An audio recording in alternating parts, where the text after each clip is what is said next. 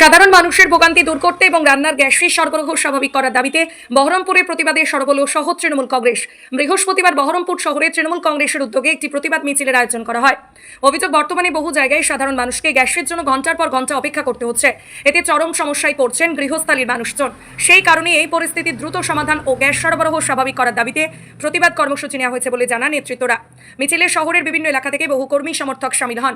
উপস্থিত ছিলেন বহরমপুর পৌরসভার পৌরপিতা নারুগোপাল মুখার্জি সহ তৃণমূল কংগ্রেসের একাধিক নেতাকর্মীরা। নেতৃত্বের দাবি, সাধারণ মানুষের স্বার্থে গ্যাসের সমস্যা দ্রুত সমাধান করা না হলে আগামী দিনে আন্দোলন জারি থাকবে বলে জানান।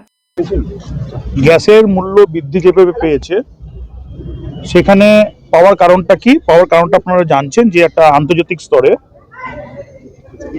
ভারতবর্ষের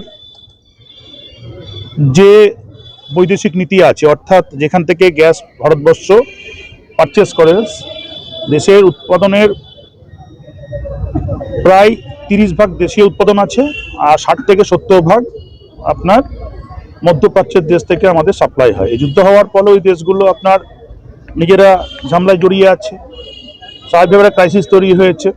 এর মতো পরিস্থিতিতে এলপিজি গ্যাস যেটা সাপ্লাই হয় ভারত সরকারের পক্ষ থেকে, সেটার অ্যাভেলেবিলিটি নেই। এটা খুব সহজ কথা। আমরা এখানে ক্রাইসিস হতেই পারে, কিন্তু আমরা জানি যখন যে কোনো ডিজাস্টার হয়, বিশেষ করে বন্যা হোক, খরা হোক, তারপর আপনার অতিবৃষ্টি হোক, অনাবৃষ্টি হোক, সেই জায়গা থেকে আপনার অতিবৃষ্টি অনাবৃষ্টি থেকে আরম্ভ করে সেই জায়গা থেকে আপনার একটা ক্রাইসিস হয়, কিন্তু তার আগে থেকে একটা অ্যাডভান্স একটা স্টোরিং থাকে, অর্থাৎ একটা মজুদ কিছু ব্যাপার থাকে। কারণ দেশের মানুষের অবস্থা কথা চিন্তা করে দেশের মানুষ যে কোনো পরিস্থিতি, যে কোনো জায়গায় একটা বিপজ্জনক অবস্থায় পড়তে পারে। সেই জন্য যে কোনো জিনিসের একটা এমার্জেন্সি বলে ব্যাপার আছে, এমার্জেন্সি একটা মজুদ ঘর তৈরি হয়, এবং সেখানে আপনার সেইখান থেকে এই যে ক্রাইসিস টাইমটাকে এটাকে সাপ্লাই করা হয়। তো এখানে আমাদের নেত্রী প্রশ্ন করেছেন যে যেখানে ইরান এবং ইসরায়েলের যুদ্ধ চলছে, যেখানে আমেরিকা জড়িয়ে আছে, যেখানে আপনার রাশিয়ার সঙ্গে একটা ইন্টারনালি তেল নিয়ে একটা চুক্তি হয়েছে, এবং সেখানে যেহেতু একটা ওই বলয়টা, মধ্যপ্রাচ্যের বলয়টা একটা খুব যুদ্ধ সময়কালীন পরিস্থিতিতে সবকিছুতে ক্রাইসিস হতে পারে।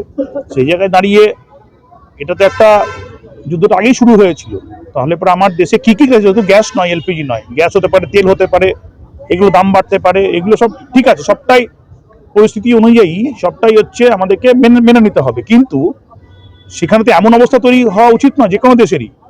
তার তো একটা স্টোরিং ক্যাপাসিটি থাকে, তার তো একটা ক্রাইসিস ম্যানেজমেন্টের জন্য 6 মাস 3 মাস এসব একটা ব্যবস্থা থাকে। সেই ব্যবস্থাটা কই?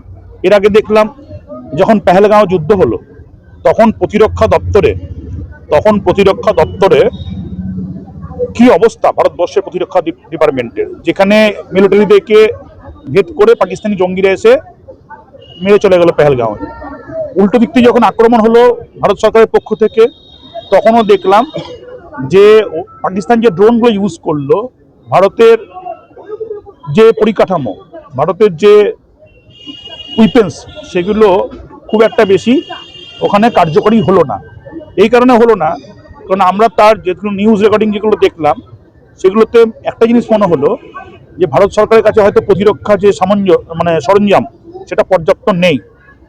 তো বিজেপি সরকার আমাদেরকে তাহলে কি দেবে? ক্রাইসিস ম্যানেজমেন্ট করতে পারবে না, প্রতিরক্ষায় আমাদেরকে রক্ষা করতে পারবে না, তারপর হচ্ছে অন্তর্দেশীয় ব্যবস্থায় আমাদেরকে ঠিকভাবে রুজি রুটি দিতে পারবে না। এই গভর্নমেন্টের তো কোনো প্ল্যানিং নেই, শুধু হচ্ছে ঘুরে বেড়ানো ছাড়া, মানুষ হয়ে ঘুরে বেড়ানো ছাড়া। সুপারফিশিয়াল একটা গভর্নমেন্ট, যেখানে মোদিজি কোট টাই প্যান্ট পরে ঘুরে বেড়াচ্ছে এবং সেখানে দেশ বিদেশ ভ্রমণ করে বেড়াচ্ছে কোটি কোটি টাকা খরচা করে। আলটিমেটলি তার কোনো এফেক্টিভ রেজাল্ট নেই। এই জন্য আমাদের আজকে এলপিজি গ্যাস দিয়ে সেটা প্রমাণিত হচ্ছে। সেখানে আমরা করেছি আজকে এইখানটায় প্রতিবাদে মিছিল। হ্যাঁ, প্রতিবাদে মিছিল।